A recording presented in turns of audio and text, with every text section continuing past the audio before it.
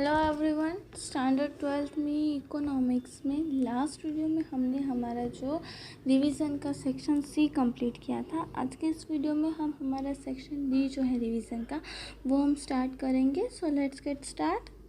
यहाँ पे हमें हमारा फर्स्ट क्वेश्चन दिया हुआ है, what is physical quality of life and what are the aspects included in it.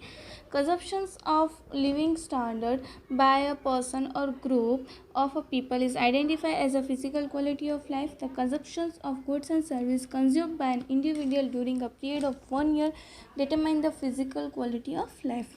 The following aspects are included in it: food, health and medical service, housing and clothing, education and entertainment, transport, communication and information service, energy, population have access of pure drinking water, average life expectancy, infant mortality rate and drainage facilities. ये हमें यहाँ पे physical qualities जो है वो दी गई है और उसमें कौन से एस्पेक्ट्स इंक्लूडेड हैं वो। Then after our second question is discuss the national income as an indicator of economic development.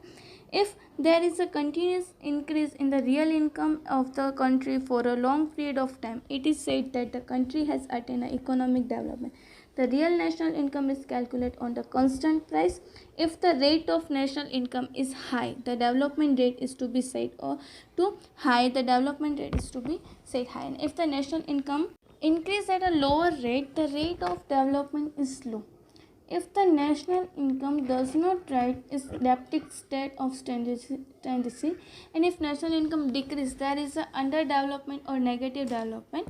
According to this indicator, real income and not money income is taken into consideration, and hence national income is a calculate not a current price but a constant price. अब यहाँ पे national income के बारे में हमें बताया गया कि अगर कोई भी पर्सन की कंटिन्यूसली प्राइस अगर चेंज इंक्रीज होती है then it will be called national income economic development. और यहाँ पे अगर बढ़ती है that means high growth rate, अगर नेशनल इनकम लोअर रेट में कम जो है वो इंक्रीमेंट हो that mean it will be set a lower development rate. And अगर कभी भी कोई भी चेंज नहीं आता that mean it will be called a स्टेंजेसी. And अगर कभी भी कोई भी इंक्रीमेंट नहीं होता that mean it will be called a negative development. और इकोनॉमिक नेशनल इनकम जो है वो कांस्टेंट प्राइस के ऊपर कैलकुलेट की जाती है. It can be seen from the table or that the countries like Norway, America, Sri Lanka, Pakistan has lower growth rate of national income as against India. अब यहाँ पे हमें टेबल देगा, उस टेबल से हम देख सकते हैं कि इंडिया के अगेंस्ट में कंट्रीज छोड़ दी गई. नॉर्वे, अमेरिका, श्रीलंका, उनका ग्रोथ रेट कम है. Hence it can be said that India's growth rate is higher than of all these countries. India is considered to be the fastest developing countries of the world due to difficulty of calculating national income, different method of calculation and extent of population of countries. National income cannot be considered as a true of measuring economic development. कि यहाँ पे कुछ limitations के कारण हम उसे true and जो fair हम बोल सकते हैं कि measurement हम consider नहीं करते हैं economic national income को. The next question, explain per capita income as an indicator of economic development. Per capita income is gross national of a country divided by the population of that countries. This indicators take into account the population of a country too, and hence per capita income is an indicator is superior to the national income. The experts of UNO has recommended per capita income as an indicator of economic development. Just as national income, if per capita income is high, its growth rate high, it can be said that development of has taken place. If the country's per capita income rises at a faster rate, development is to be fast. If the per capita income growth rate as a lower, then development is slow. And if the per capita income is constant, then it is a stagnation. And if per capita income falls, development it is negative. जैसा कि हमने आगे देखा same it is. The ultimate object of economic development is to improve standard of living of people and raise the human development, for which the best indicator is per capita income. If development does not improve the standard of living of the people in real sense, it cannot be called a development. Hence, per capita income increase leading to physical betterment of people is considered to be the good indicators. raise in per capita income, improve the physical welfare of an individual, and hence it can be sensed that the real indicator of economic development. अब यहाँ पे अगर development करना है तो कोई भी country, कोई भी पीपल्स की जो लाइफ है, लाइफ स्टाइल में कितना चेंज आता है वो देखना बहुत ही ज़्यादा ज़रूरी है. अगर के लोगों की लाइफ स्टाइल अगर चेंज नहीं होती, दैट मीन्स कि डेवलपमेंट का कोई भी मीनिंग नहीं है. इसलिए पर कैपिटा इनकम को हम बेस्ट इंडिकेटर, रियल इंडिकेटर भी हम कंसिडर करते हैं to be the economic development. It can be said that per capita income of India in 2014 on the basis of purchasing power parity is $5,497, which is lower than Norway, US, China, Sri Lanka compared to Norway. India's per capita income is 11 to 12 times lesser. Hence, Norway's growth rate said to be higher than India's by 11 to 12 times. But the rate of growth of per capita income is higher in India and hence the rate of development is faster. कि यहाँ पे table के ऊपर से हम देख सकते हैं कि इंडिया की पर कैपिटा इनकम जो है, परचेसिंग पावर पैरिटी है 5,497, जो बहुत ही ज़्यादा कम है, बट उसका जो ग्रोथ रेट है वो बहुत ही ज़्यादा अच्छा है और ज़्यादा है. तो इस तरह से हम कह सकते हैं कि इकोनॉमिक जो पर कैपिटा इनकम है, जो इकोनॉमिक डेवलपमेंट का एक रियल इंडिकेटर भी हम कहते हैं. उसके बाद का हमारा नेक्स्ट क्वेश्चन दिया हुआ है, explain in brief the limitation of physical quality of life index. Answer is only 3 aspects are included and there is on the basis it can not be categorically stated whether a country is actually development और not. To get a correct picture, we need to include other factors also to the existing one. Second is only one average are depicted. The value of obtained from 3 indicators are divided by 3 to obtain PQLA, which is not a form of average. Average of their aspects is to be country does not show the prominence of backwardness of each indicators. Decisions cannot be made on the basis of these averages. If a country's present PQLA is high, it cannot be generalized that the economic development is high against other countries. It is not right to give equal weightage to all indicators. All three does not have a same importance in human life. Growth of income has high importance in physical quality, and ignoring that is not a possible. The PQLA of rich countries at a slower rate because average life cannot increase beyond a particular limit. कि यहाँ पे ये जो indicators दिए गए वो कभी कभी सही नहीं होते, उन तीनों को हम वेटेज देते हैं, वो इक्वल वेटेज हमारी ह्यूमन लाइफ में होना it is not possible. Then after our next question is, at present India is growing or developing or both? Give the answer by stating reason. According to the report of World Bank and Economic Survey 2015-16, the growth rate of national income of India in 2014 is 7.3, which is higher than the other countries of the world like Norway, America, Sri Lanka, Pakistan, etc., which rise in national income.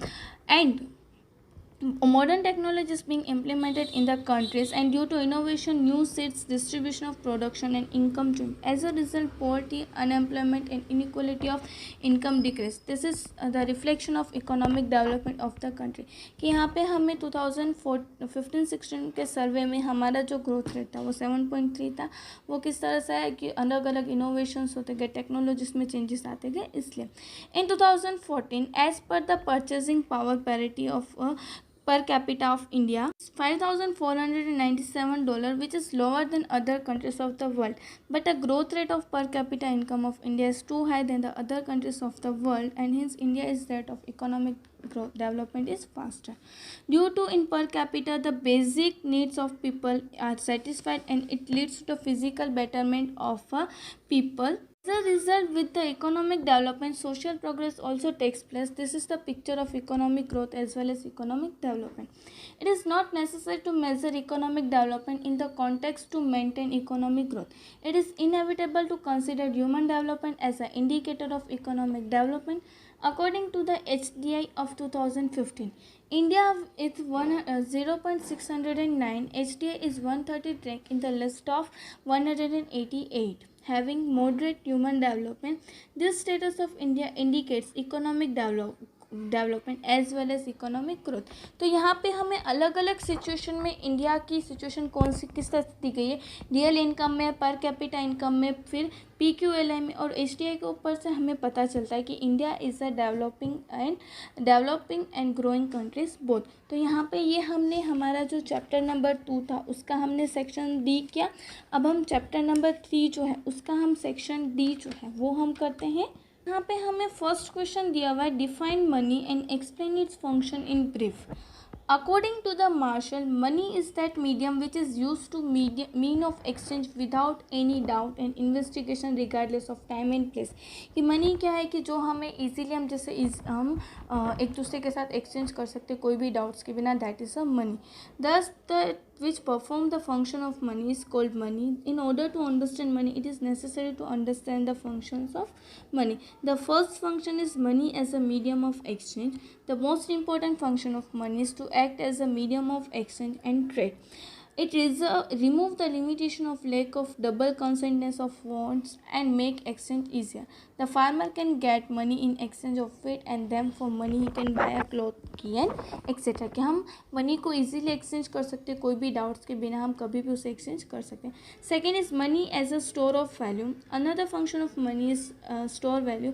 If a person produce goods and service in exchange of other goods and service but savings wealth for the future needs for the goods and service was difficult before the use of money as a mean of exchange.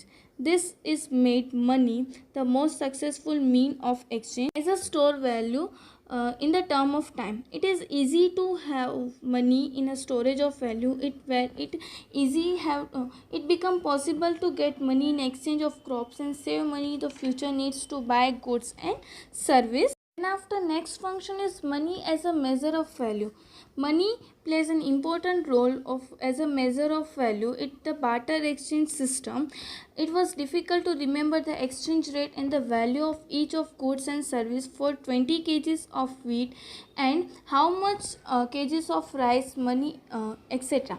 Money implies the price system allowing the measure of piece of each goods and service which can be compared to each other. It allows for the faster decision makings. कि यहाँ पे money के functions दिए गए थे। First हम उसे exchange कर सकते हैं, सेकेंड हम उसे स्टोर कर सकते हैं, एंड थर्ड उसे हम इजीली मेजर कर सकते हैं। हमारा सेकेंड क्वेश्चन यहाँ पे दिया हुआ है, right in the short note with on the origin and development evolution of money in order to simplify the procedure of exchange and introduce a universally accepted medium which satisfied the store of value of function under the barter system. Commodities and animals were used as a medium of exchange. कि पहले हम क्या करते थे, goods के exchange के लिए वो जो है हम एनिमल्स एंड कमोडिटीज़ को यूज़ करते थे।